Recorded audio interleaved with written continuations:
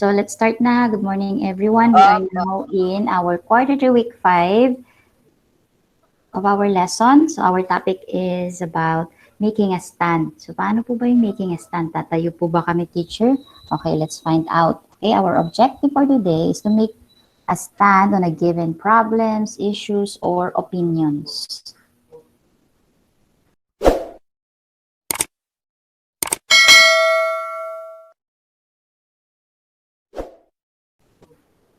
Okay, but before that, let's have a short review about summarizing. Diba? Summarizing, what you are going to do in summarizing, you are going to sum. Sum stands for shorter. Shorter the original text. Diba? Isa-summarize nyo yung original text dahil sobrang haba. And then, as much as possible, you have to use your own words or paraphrase it. And then, use only the important details or ideas in the original text. Okay? The shortened form. Ang summarizing lang naman is you're going to shorten it. But make sure that all the important ideas are there. Okay? Mic, yung pin. Okay? So, next. So, last time also we talked about elements of story. Okay? So, lagi niyong tatandaan ang mga elements of story kasi all throughout your studies, laging nandyan yung elements of story. So, dapat ngayon pa lang, very familiar na kayo or memorize niyo na kung ano-ano ang mga elements of stories. Okay, so when you summarize, dapat daw, lagi nating i-consider yung elements of stories like the characters, di ba? Alam niyo naman yung mga characters, yung mga tauhan, the setting, yung lugar, yung time, place, yung plot, yung the sequence of the story, ano bang nangyari in the beginning, the middle, and the ending, syempre. At the beginning, lalagay nyo, syempre, all the characters, who are they, sa middle, pwede nyo ilagay yung problem, and then sa ending, pwede nyo ilagay yung solution. And then the theme, this is the moral of the story, diba? The lesson that you could get in the story that you are reading. So last time in our summative test, I gave this as a short text for you to summarize. And I'm going to use this again right now. So the hare and the tortoise. Tortoise siya, hindi daw siya tortoise. Pero I don't know kung tortoise is accepted. Pero as I've checked, tortoise yung pronunciation na nakuha kong correct. So the hare and the tortoise. So let's read ha. You read with me also. Kasi nakita ko yung mga iba. May nakita naman ako na tama yung pagkakasummarize. Alright.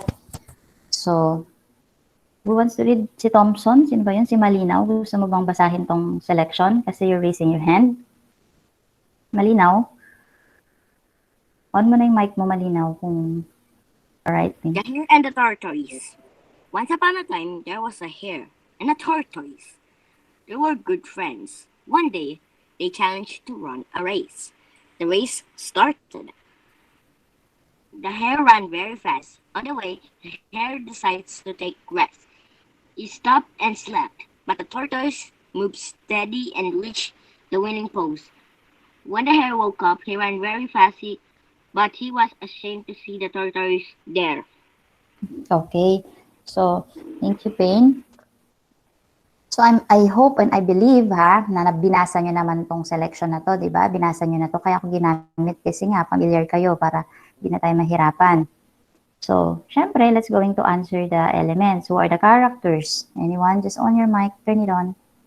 Yes po, ma'am. Si yung hare po, tsaka yung Hare and the tortoise. tortoise. Okay, sige. Setting. Sa forest po, ma'am. Sa forest. So, saan pa? Forest lang ba yung sinabi doon? Sige. Next. Team. Sige, team. Anong pwede yung makuhang lesson dito sa short story na to? Mamaya na yung plot dun sa pag-summarize natin. Slow and steady will win the race po. Ano, Gisrel? Ay, ano, Carrera? Yung nakuha ko pong, ano po dun, ma'am, yung parang estimating dun, ma'am, yung ano po, ma'am, wag po maliitin yung isang tao. Wag po maliitin yung isang tao or ano po, ma'am. Okay. Sige. Pain, anong lesson ang pwede natin makuha sa story? Ma'am, Okay, next. yung slow and steady po, mananalo po. Oo. Sino ba nanalo? Yung slow and steady po. Ay, okay. Yung flow, sino ba yun? Sa Miss Dosokin? Ken, pwede mo elaborate yung sinabi mo? Yung flow and steady, siya yung nananalo. Ako po, ma'am. Okay, Pain. Slow and steady wins the race. Yun nga yung sinasabi. Oo, tama. Okay, so let's summarize this short text. Okay? So, someone who is the main character. Sana nung nag-summarize ka, ginamit nyo rin tong guide natin. Who is the main character in the story? Hare and the tortoise po. Okay, sige. What they wanted to do? Have a race po. Yes. Tapos, but what is the problem? Anong naging problema? The hare slept. In-underestimate The po tortoise. yung hair po, ma'am. In-underestimate po yung tortoise. Okay. So class, in stating your problem or in stating your how they solve the problem, depende yun sa inyo as a person that is summarizing the story. Minsan you see the story in a different way, di ba? Because we see things in a different way. Minsan pare-pareho tayo, minsan iba. Minsan yung iba kasing nabasa ko, nilagay nilang problem is on about hair lang, ganun, or about tortoise lang. Iba naman pinagsama nila. So, depende yun how you will see the story. Okay? So, sige, sample natin. But what was the problem? Ano bang problema? Anong problema nila? Sabi ni Jezreel, Carrera, pakiulit nga yung problema na sinabi mo. In-underestimate po ni hair yung tortoise po. Tama. Oh, ayan, in general. Okay, si Hare is underestimating the tortoise. Okay? So, how did the character solve the problem? So, anong ginawa nila? By running slow and steady. Okay. Oh, tama yun. So, tama yung sinabi ni Amistoso. Si Tortoise, pinrove niya yung sarili niya na kahit slow ako, but I will push through, kaya ko tong gawin. I believe in myself. Parang sa atin din, di ba? So, ngayon, anong ending ng story? The tortoise win. Okay, the tortoise win because because he didn't stop, 'di ba? And continued while anong ginagawa ni Hare? While Sleeping. Sleeping po, ma'am. So that's one of the example ng summarizing, or depende sa inyo kung how you are going to state your problem and solution. So now, my question, look at your screen, everyone. So, can you read the statement or the question? Read it. Ako po, ma'am. Pwede po, ma'am.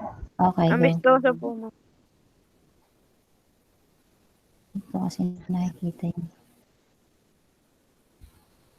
Okay, sige, basahin mo na, Amistoso. Ayusin ko lang ang Would screen. you agree that students are struggling with online learning? Class, I'm asking your opinions, your views, your perception on this question. Since you are online learning or learners, di ba? Online learners kayo. Sabi, students are struggling with online learners. What is your stand or your view or your feelings Yes. of this? Pwede ko po ba sabihin yung opinion ko po, ma'am? Sige. Okay, isa-isa tayo ha. Sige, si Carrera muna. Sige, Carrera, can you share your opinion? Or do you agree or you disagree? Sabihin mo muna yung, if you are agree, that means you say yes. If you disagree, you state your reason also, okay? Okay po, ma'am. Yes po, ma'am. I agree po kasi mahirap naman po kasi talaga yung online learning din po. Tsaka, tapos po may mga pong family problems. Kaya po, para sa akin, mahirap po talaga yung online learning. Okay, sige. That's your perception or that's your opinion. What about si Pain? Pain? Okay, you can now share your opinion. Yes. You agree? Okay, that's yes. State your reason. Dahil po, or tayo po ay naglalag po palagi po dahil sa internet o pag hindi nyo po nagawa yung mga inyo pong mga gawain po, natatampakan ka po at mahihirapan ka po para magawa po yon. Okay, that's correct, Payne. You have a good opinion. Okay, or point of view. Si Alejo, can we hear something from you? Agree po, ma'am, kasi minsan po nag-struggle po ko dahil may na po sa internet. Tapos po, yung mga activities, di po masyadong magagawa kasi nalilate po yung pagsisend. Mm-mm. Okay, so most of you, your opinion is you agree that, is it all kaya? Okay, so hindi naman natin narinig lahat ng mga opinion ng classmates. So, sa gamit ako ng some students are struggling with online learners. So now, class, yung ginawa ninyo earlier, nag-share kayo ng opinion nyo, nag-state kayo ng reasons nyo, why you agree, why you disagree. We call that you're making a stand. Okay? Okay, when you make a stand, we usually say our opinion. Okay, alam niyo naman kung ano yung opinion, yung judgment mo based on facts, kung anong nakikita mo, or when you are expressing your beliefs, di ba may ganyan ka tayong beliefs? Minsan, pinipilit mo mag-agree yung friend mo sa belief mo, di ba? Sa feelings mo, sa perception mo. Pero syempre, we are different people, di ba? Magkakaiba tayo, different person tayo. We have our own judgment. We have our own opinion. Sometimes we have the same nga. Sometimes, hindi tayo pare-pareho. So, all we need to do is to respect each other's opinion or beliefs para walang gulo. Hindi tayo nag-away-away. Respect ang kailangan natin, okay? So, huwag mo nang ipilit. Yun ang belief niya eh. Tapos magkaaway na kayo, magsisigawan na kayo. Kaya tayo merong, quarrel. Okay, so, if you were to express your stand on an issue or problem or ideas, what do you think is the best way? Kung mag-express ka ba ng stand mo sa isang bagay, okay, kailangan ba sigaw-sigawan mo siya? Hindi, ganito kasi yan. Ganun ka ba? O kaya, alam mo ikaw, ganito ka eh. Ito kasi dapat yan eh. Hindi mo kasi, ganun ka ba mag-express ng... Hindi po, ma'am. Dapat po, pag mag-express po tayo ng opinion natin, dapat po may galang po yung pagsasalita natin. Kasi, Oo, tama si Carrera. So, if you were to express your stand on a certain issues or ideas or problems, dapat itong gawin natin is to say it humbly or give it off as an opinion. Okay, that's your opinion, whether they like it or not. Okay, accept it because you cannot please everyone. Hindi lahat ng tao mag-a-agree sa'yo. Okay? As if wag ka ramang yung nag-share ng ideas mo na ito lang ang tamang sagot. This is the only right answer. Okay? Or expression over that issue. Ito lang, ganyan. Hindi pwede. Iba-iba kayo ng ng opinion eh. Iba-iba naman tayo ng isip, di ba? So, kailangan. Ganun ang gawin natin, okay? I believe it's how you do it. Sabi nga dito, I believe it's how you do it. It's not what you say, okay? It's how you say it. Di ba? Sinabi mo kay teacher, hindi mo maintindihan yung lesson. Ano ba yan, teacher? Ang gulo-gulo mo, di ba maintindihan yung turo mo eh? Gumagano ka kay teacher. So, maganda ba yon? Hindi, di ba?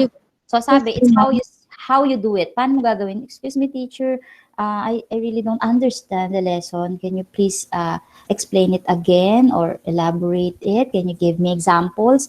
That's how you do it. Tama? Okay. So, you may use the following phrases kapag gusto mong mag-share ng ideas mo, ng opinion mo, ng perception mo, mag-express ka to somebody or to a group of people. Pwede mong sabihin tong mga phrases na to. O, take note ng mga phrases na to. Look at your screen. Pwede mong sabihin, I'm absolutely convinced that your idea is good, but I have this idea also. Ganun mo, di ba? I'm sure that, o pwede mo sabihin, I'm sure that we can do that, but gano'n ka. I strongly believe that students are having difficulties in online class, gano'n ka. I have no doubt, pwede mo sabihin, I have no doubt, wala kang alinlangan, ganyan. or there's no doubt in my mind that, meron namang mga mas simple pa dyan, pero those are some examples. Ito pa, in my opinion, pwede mong sabihin, in my opinion, or in my view, o kaya from my viewpoint, okay, from my viewpoint, ganito, ganyan. Okay, from my perspective, pwede mo gamitin. Tapos state mo yung reason mo. Ito na nga most common, ano lang, mabilis lang, di ba? I think it is better to do this than doing this, ganun. But you're just sharing your opinion pa rin. I believe, pwede mong sabihin, I believe the children, kanta na yun. I believe the children are future. Okay, I believe that our lesson today is ganito, di ba? I feel that this is not the correct plan for our group. O pwede mong sabihin ganun. I suppose and I guess. Ito, tandaan niya ha, yung mga yan. Mamaya tatanungin ko kayo ng mga opinions nyo. Gamitin niyo tong mga phrases na to. Okay? So, pili kayo ng isang phrases dyan na pwede nyong gamitin later. Okay? So, I think meron naman kayong na-memorize kahit isa dyan, ha? Ulitin ko, ha? Pwede mong, I'm absolutely convinced that, I'm sure that, I strongly believe that, I have no doubt that, there's no doubt in my mind that, in my opinion, in my view, from my point of view, from my perspective, I think, I believe, I feel, I suppose, I guessed. Okay? Those are the phrases that you're going to use when you want to share your stand. Okay? When you're making your stand. Okay? Halimbawa nito, I strongly believe people should always follow the IATF protocols by wearing face mask and face shield in public to avoid the spread of virus. O, ganon. Pag tinatanong yung views mo about issues. And then next, I am convinced that the pandemic will end when all people get vaccinated. All right, so we are going to read this ano ba to? A text about increasing bird population. Okay? I will read it for you na lang. You can read with me also, pero off niyo lang yung mic niyo, okay? Sabay-sabay tayo magbasa. All right, are you ready? Let's start. A game refuge refers to a forest land designated for the protection of game animals and birds. It is closed to hunting. It is closed. Sabi nakasara siya for hunting. It is closed to hunting in order that the population will grow. Okay? You cannot hunt because nauubos na sila. Para dumami yung population nila, bawal mag-hunt. And surrounding areas can be restored. Okay? Kasi nasisira na, di ba, yung mga trees napuputol o pinuputol. So, para ma-restore yun, sarado mo na siya for hunting. But some insistent hunters, may mga makulit pa rin, di ba, still hunt the birds and game animals and sell them. Okay? Those hunters who are caught are penalized. Okay? Pinipenalize sila. They might be a fine or go to prison. In a bird sanctuary, all the birds and animals are left to themselves to increase their numbers. Dapat nga naman, okay? So, the dipterocarp forest. Ang ibig sabihin ng dipterocarp forest, ito lang naman yung mga rainforest, rainforest trees, okay? Mga rainforest trees, the dipterocarp forest is the richest type of tropical rainforest. The thick canopy is the richest habitat for birds. Okay, di ba kasi yun yung nagbibigay ng lilim sa mga, pag walang trees, saan na lang magre-rest yung mga birds and other animals, di ba? Ikaw nga, mainitan ka nga, ayaw mo, di ba? Sila din, so trees yun ang nagiging shade nila, di ba? Our country is known to be rich in fauna. Our climate is ideal for many bird species. The top of high mountains offers very favorable conditions for the evolution of new species of birds. The species will then increase in number. Some of the well-known or familiar birds of the Philippines are the eagles, the hawk, the falcons, which are birds of prey. Others relative big birds are the hornbill, herons, egrets, wild ducks, and owls. They vary in their habitat. physically characteristics and behavior. Okay, kakaiba sila ng tirahan, ng characteristics and behavior. Okay? So this is one of the problems or issues sa atin sa Philippines na yung mga birds and other wild animals, di ba? The extinction of those animals, okay? Napapabayaan. Naubos na sila, nawawala na sila. So, yun ang pinag-iingatan natin. So, questions. What is game refuge? Ano ba ibig sabihin ng game refuge? Based dun sa binasa nating selection or text. Anyone? Class, ano yung game refuge? Amistoso po, ma'am. Okay, Ma'am, amistoso. Amistoso po, ma'am. Sige, amistoso. Go. A game refuge refers to a forest land designated for the protection of game animals and birds. Okay, game refuge, ito yung forest land na para sa proteksyon ng mga game animals and birds. Ang game animals, ito yung mga like deer, yung mga wild animals, okay? And birds. Okay, next question. What precautionary measure is implemented to keep hunters away from the game refuge? O para daw, ano yung mga precautionary measures? Ano yung mga binigay na ng government na wag gawin ng mga hunters? Anong ginawa nila? Opo, ma'am. Sige, Carrera. I-close to hunting in order that population will return. Ano po, ma'am? Okay. Pinala po nila, ma'am. Okay, yung game refuge ay it is close to hunting. Okay, to hunting. Close siya to any people that are hunting in order that the population, in order to grow all those animals para walang makapag ano sa kanila ang tawag ng the next. Okay. Bautista, sara mo yung mic mo. What can you do to prevent the extinction of some endangered species of birds? What can you do as a person, class, to prevent the extinction of some endangered species of birds? Actually, yung eagles, paubos na yan. Mawala na yan pag yung mga tao, hindi sila nag-stop na mag-hunt. Yung hawks, yung mga yan. Anyone? Share your opinion on how you could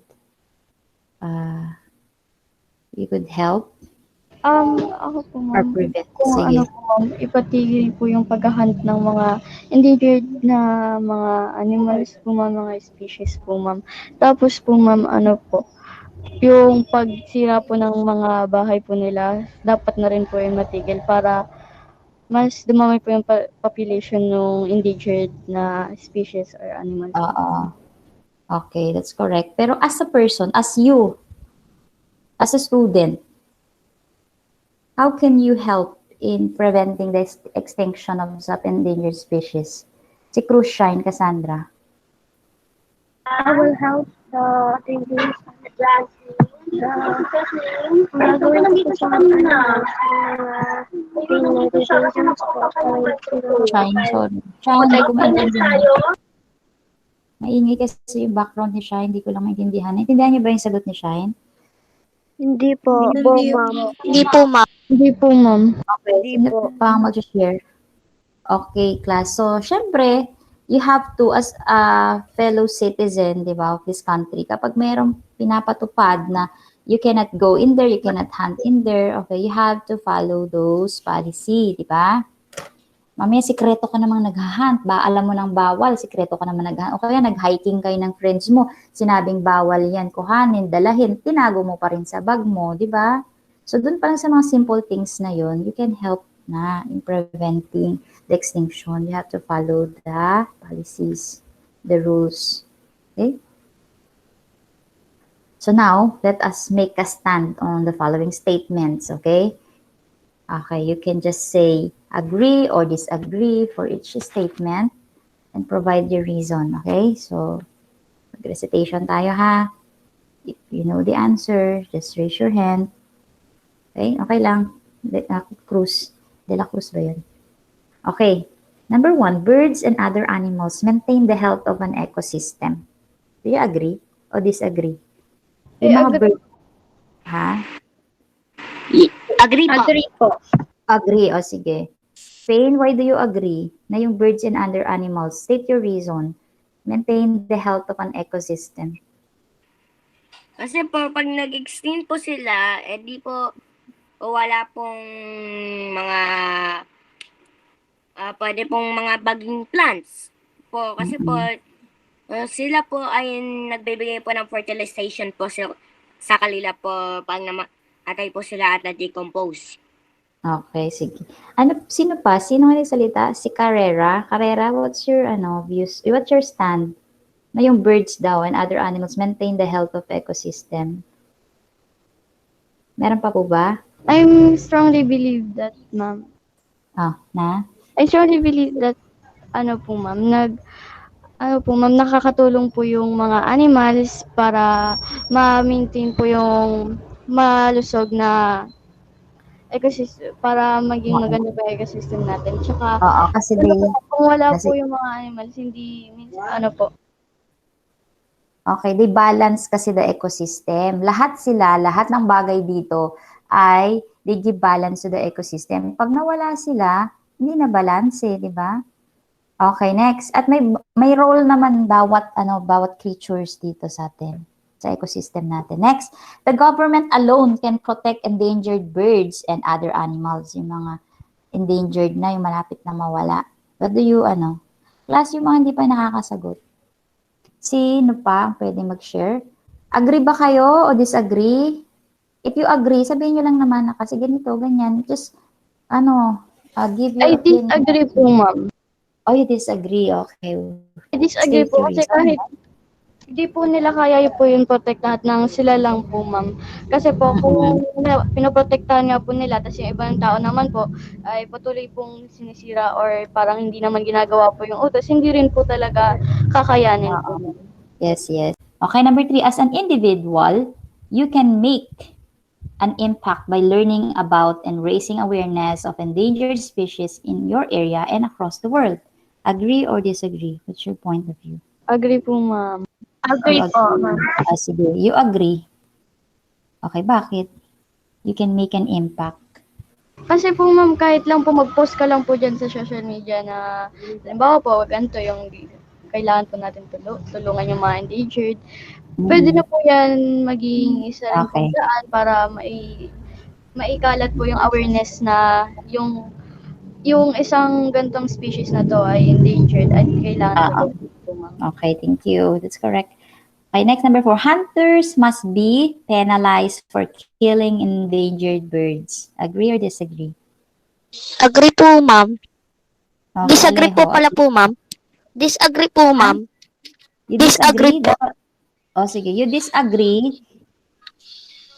Do you believe Ay, that hunters agree pala must... pala, ma'am. Baliktad pala, ma'am. Agree Sige, po. sabihin mo na. Gumamit ka ng mga phrases na sinabi ko kanina. You are, in your views or in your point of view, or I think, gamit ka nun, or I believe, I strongly disagree, or I strongly agree that hunters must be penalized for killing the endangered. Oo, dapat may parusa dapat. Di kung walang parusa, lahat na sila, mag-hunt na sila. Wala na matitirang sa ecosystem natin. Okay. It is hard for a student like you to protect birds and other animals. What's your stand? Ako po, ma'am. Pwede po. Class, meron pa bang iba? Ako po, ma'am. Si Alejo. Sino pa? Agree, sabi ni Shine de la Cruz. Agree because it's not right. Ang right mo sulat R-I-G-H-T dapat yun. It is not right. O sige. Ano pa? Alejo, sige. Si Alejo. It's hard for a student like you to protect the birds or other animals. Alejo. Yes, Alejo. Opo, ma'am. Agree po ako dahil mayroon po protektan lahat po ng birds kasi isa ka lang, estudyante po at ikaw lang po mag-isa na magpuprotect sa mga birds. Mahirap po yan. Kung mas maganda po kung magkaroon ka ng kasama at tapos napapadali niyo po yung pagproprotect sa mga birds. Okay, so you heard it, Si Alejo, yun ang kanyang opinion, okay? So, syempre, iba tayo ng perspective how we see this, di ba? So, yun ang kanyang opinion. So, next pa, iba pang opinion dyan. Yun yung stand niya. Hindi niya kayang, kung siya lang, kasi tinake niya literal na siya lang. Okay. Class, at isa pang point of view.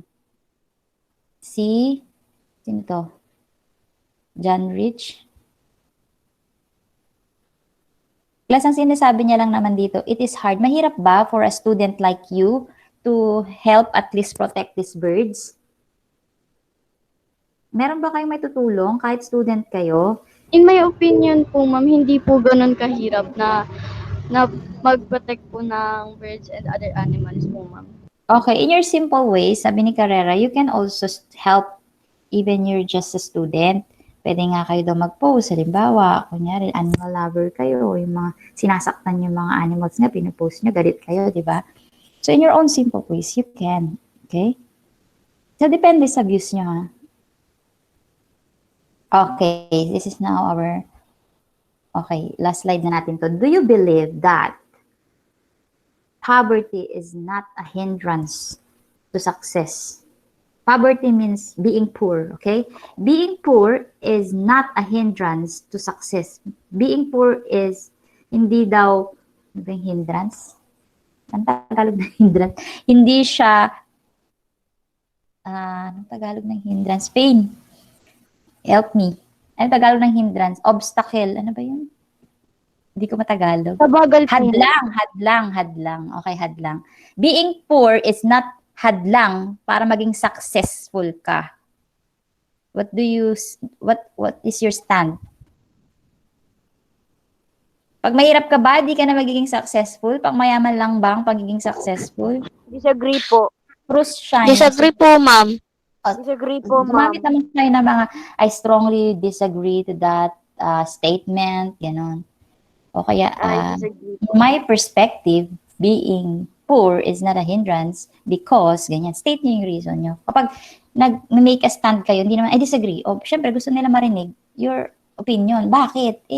Bakit naman? Gano'n. Saan ka kumukuha ng ano mo, ng sagot mo na bakit ka disagree? Anong reason mo, di ba? O bakit ka disagree? Alejo, bakit? O, sige, Alejo, yes. Disagree po ako, ma'am, kasi yung kahirapan po, hindi po yan hadlang sa pag-success ng, hindi po, porket pahirap ka, hindi ka na makakapag-aral. Pwede pa pong makapag-aral. Opo. Kasi po, libre lang mangarap at mag-aral po, ma'am. Opo. O, sige. Correct. O, sige. Sino pang may views dito? Si Alipudin. Okay, Alipudin and Vergara. O, Alipudin muna. Alipudin. You strongly disagree. Kasi, because, ano po nila ng success kahit mahirap naging successful. Okay. Okay, Vergara. What's your, Po, ma'am. what's your view or views? Nag-raise ka ng hand mo, may sasabihin ka? Saglit lang po. Bakit? Ba't saglit lang? Nagko-construct ka ba? Disagree po ako kasi kahit mahirap ang buhay, kakayanin lang para maging magtagumpay. Sige. O, ito pa last na talaga to. I'm sure you'd agree that education is the key to success. What's your stand on this I statement? agree po. You Ako agree? po, I strongly agree. Agree Ah, po. sige. Po, ma'am. Oh, sige. Bakit agree ka? I agree. Sige, Amistoso, why do you agree? Education is the key to success. Kasi po, ang education, ang po sa lahat, yung parang yung, Importante. opo, yung importante po sa buhay natin. Views ko na yun. Sige. Next, Carrera. Sige, why do you agree that education is the key to success? Kasi po, ma'am, I strongly believe that education is the key to success po, ma'am. Kasi po, kung wala ko po kasing napag-aralan, minsan po mahirap din po kasi sa future mo po maghanap ng trabaho, ganyan po, para mas mahihirapan ka po. So, kung may aral ka po, para mas mapapadali yung buhay mo po, ma'am. Parang ganun, para mas, Yes, yes. mas maganda yung mahanap mo pang trabaho kasi may Ganda pinag-aralan. yung future mo. Okay, so you heard your classmates, ha? Baka yung may yung ibang reason sabihin ng tao, education is the key to success. Bakit? Marami namang hindi nakapag-aral na successful sila, di ba? Si Pacquiao, di naman siya nakapag-aral, pero bakit napakayaman niya? Ganyan. Bakit si ganito? Ganyan. So class, those are just 5% or 3% of the population, di ba? Napaka-konti nung percentage na yun. Ikaw ba, magaling ka ba mag-boxing? Boxingero ka kaya pag galing mo? Di ba? Ganun yun. So, hindi ka naman aasa dun sa 5% na yun. Yung 95%, isipin mo yun when you get your education, plus your, syempre, you have talent, your hard work. Alright, so that's all for today, class. Thank you for Bye, making a ma'am. stand in our problems, issues, and ideas. Okay, so now you know na ha, in making your stand, hindi pwedeng makapag-away ka, makapagsigawan ka, okay? You can say it humbly, nicely, with respect all the time, okay? Okay po. All right, so that's all for today. Have a good day. Bye, class. Bye po, ma'am. Bye, ma'am. Salamat po, ma'am. Okay, bye-bye, everyone. Bye, ma'am.